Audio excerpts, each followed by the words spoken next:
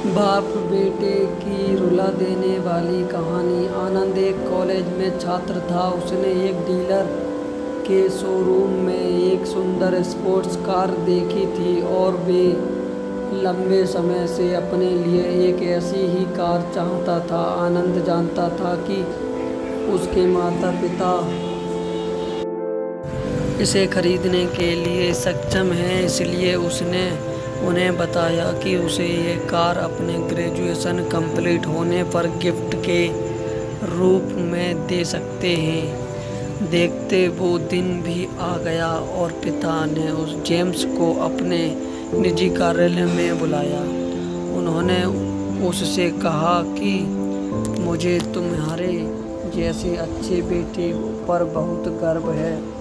उन्होंने उसे बताया कि वह उससे कितना प्यार करता है और उसे एक कार प्यारा रैपर से गिफ्ट हुआ उपहार दिया। आनंद उस बेटे से गिफ्ट के डिब्बे को देख निराश महसूस करने लगा, लेकिन वह जानने के लिए उत्सुक था कि ऐसा क्या था उस बॉक्स में। इसलिए उसने बॉक्स तुरंत खोला और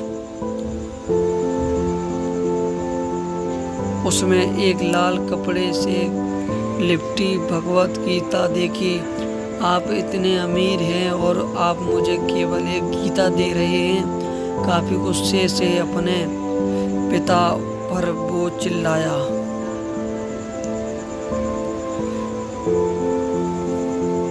अपनी नाराजगी और गुस्से के बेबस में आकर अनबन ना आप देखा ना ताव तुरंत पर छोड़ दिया। काफी साल बीत गए।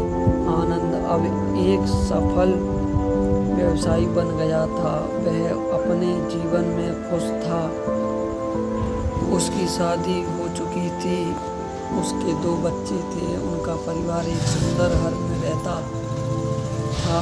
लेकिन उसके पिता के साथ टूटे रिश्तों के कारण उसकी आत्मा अभी भी आहत थी।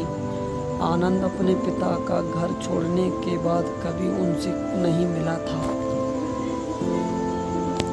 आनंद को उसे दिन के बाद अपने पिता को ना मिलने का पछतावा हमेशा रहने वाला था,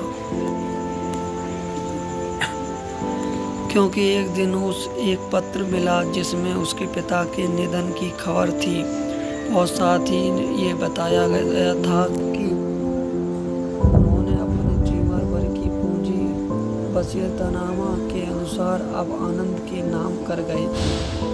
अपने पिता की सारी संपत्ति विरासत में मिली। तब आनंद अपने पिता के घर पहुंचा और कुछ महत्वपूर्ण कागज की तलाश करने लगा और गलती से उसे वही भगवत गीता का उपहार लिपटा हुआ मिला, जिसे देख उसे फिर उसी उदासी का एहसास हुआ। उस गीता को उसने अच्छे से देखा तो उस पर अपने पिता की हैंडराइटिंग में कुछ लिखा पाया।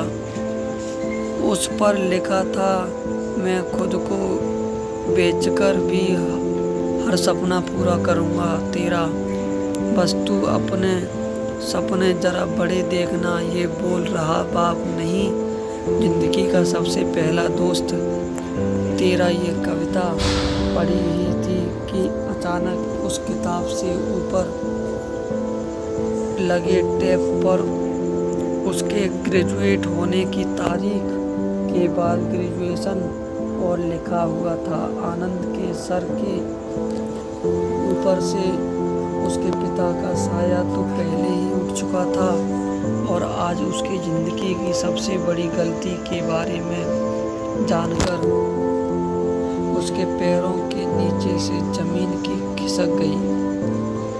इस दिन आनंद की आंखें और वो दोनों पछतावे के आंसू हुई। वीडियो अच्छी लगी तो लाइक करें, शेयर करें, सब्सक्राइब करें एंड कमेंट करें।